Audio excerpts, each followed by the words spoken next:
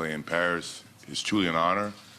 It's been 23 years since I've been back, since McDonald's opened. So we take great pride in having the opportunity to come and play. The Paris people have been unbelievable.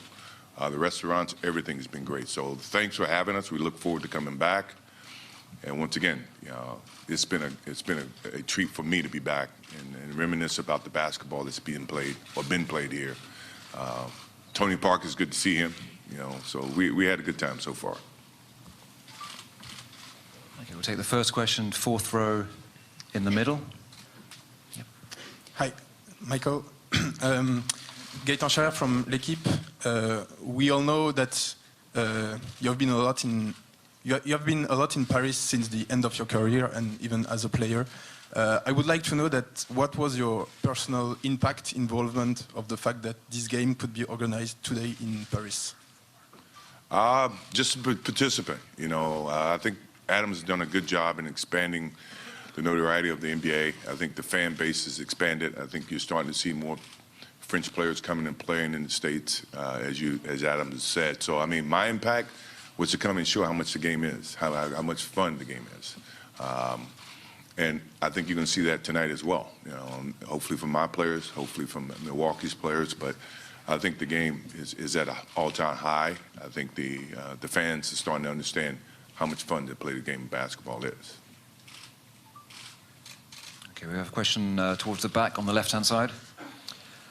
Mark Woods, ESPN. Michael, LeBron has obviously gone past a few of your statistical marks during your career, but how do you personally view that legacy that he's built?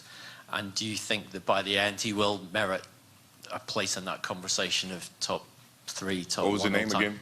Pardon me, who? Some guy called James, LeBron James. Oh, okay, LeBron James. Is he playing? I didn't know. No, I just think that, we play in different eras. He's an unbelievable player. He's one of the best players in the world, if not the best player in the world.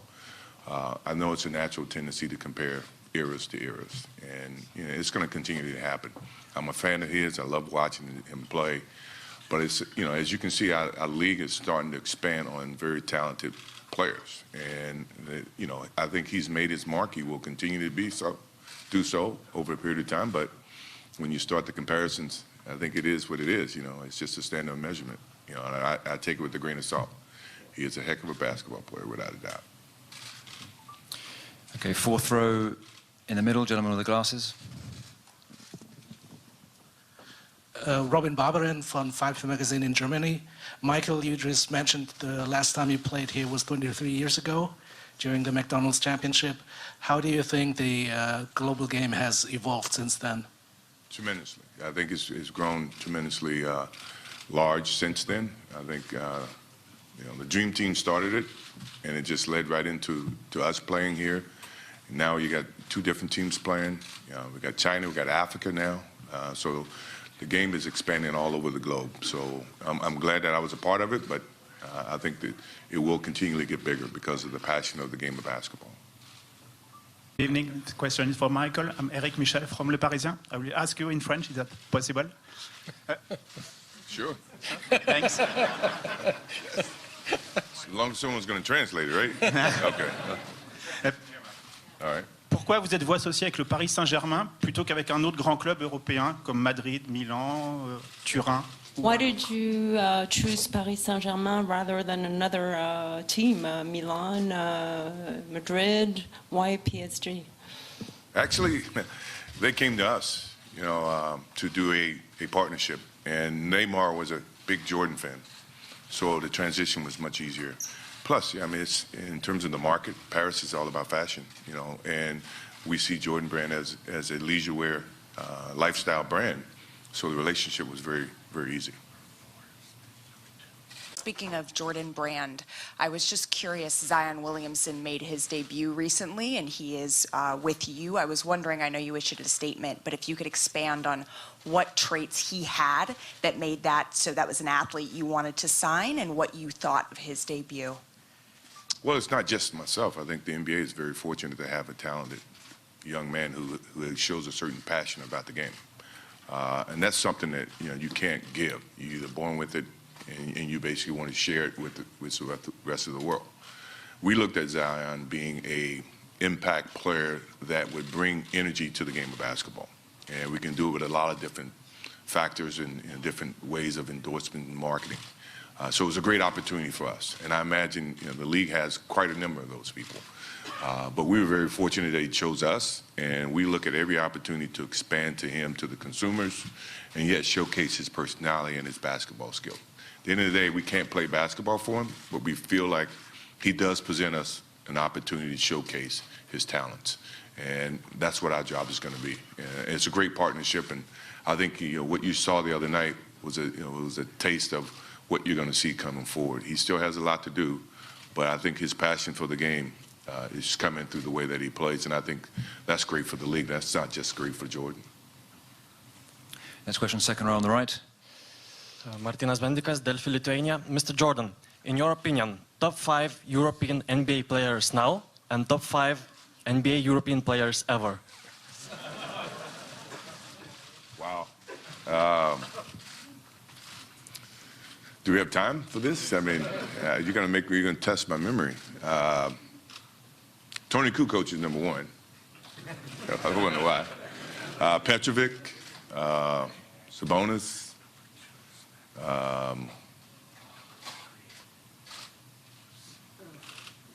Can I get back to you on that one? That's a lot to go through. I got to go through the whole list of great NBA players. I mean, any of the guys that come from Europe, they all made their mark in the NBA. And to try to put one above the other, it takes a little bit more time than a press conference. So I may give you that later, if you don't mind. Question for Michael Jordan. My name is Thomas Holzer. I come from Luxembourg. I know there are not a lot of players in Luxembourg who could join the NBA, but are you scouting a lot in Europe, and in which country? I didn't quite understand that. What was that again? Are you scouting? Are you searching for players in Europe? Scouting for other players in Europe beyond? Are we scouting everywhere? Everywhere in Europe.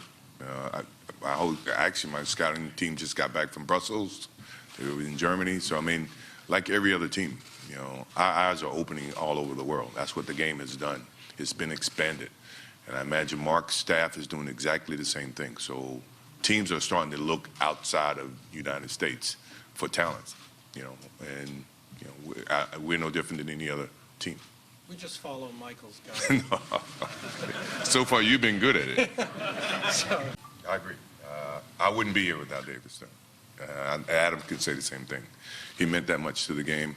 His vision was something that we took great pride in learning from. I learned a lot from him, not just as a basketball player, but then obviously when I moved into the business, he had a lot to do with that. And I don't have enough time to pay as much thanks that I can pay to that man. He did a lot for the game of basketball. Next question is on the second row on the right-hand side. This is a question for Michael. My name is Yann Nonana for French newspaper L'Équipe. Since the Will Chamberlain era, you still hold a record for points in the season, average 37.1. I just wanted to know how you feel about the fact that there's a player getting closer and closer, James Harden. And I guess the question that goes with it is, how do you feel about the way the game has evolved towards more points, more offense? Well, I think, great. Our records are a sense of pride for the work that you put into the game. So, yeah, I'm happy to have it because I think it showcased how much practice and effort that I put into it. I think what you're seeing with James Harden is the same. He's not doing this off the whim. It's something that he's worked and he's perfected to a point where the results are starting to show. The game itself, fun game to watch. A lot more threes. I think the European players have expanded the style of basketball because of the versatility that they brought to the game, which I think is good to the game, which is increasing scoring. So I think it's just going to keep getting better. And it forces us as Americans how to play a much more rounded basketball game. That's what the European players have taught us as individuals in the States. So their education has been expanded throughout the globe. So quite naturally, I think the game is in a good place. It's a fun game to watch. Okay, next question is in dead center in the middle there. Michael, Karol Sliwa from Poland. Before I ask this question, please let me tell you that this is surreal to me. I would never say I'd be able to talk to the GOAT when I was watching you on TV when I was a kid. Thank you. And my question is, what's your view on nowadays basketball, free flow, positionless basketball, and how would you find yourself in this type of basketball? There's no question in my mind you would be dominating, but your game would be probably a little bit different. Well, I think you got a lot of different descriptions about how I would play in this basketball game. I'm pretty sure I would make my adjustments. I think the game would still be played with a sense of passion. I don't think the passion in the game of basketball has changed. I think the talent has changed. I think the versatility has changed. Yeah, you have younger players and you have bigger players. But overall, you still have to shoot. You still have to defend. You still shoot free throws. You still shoot threes. You do all those things. You have to play as a team. Those things transcend generations. So, I mean, as much as I would have played here, things would have been totally different. I would have been playing against LeBron James. You know, I would have been playing against Anthony Davis, as opposed to playing against Magic Johnson and Larry Bird. Now, would I had, as much success? We'll never know. I let you guys speculate.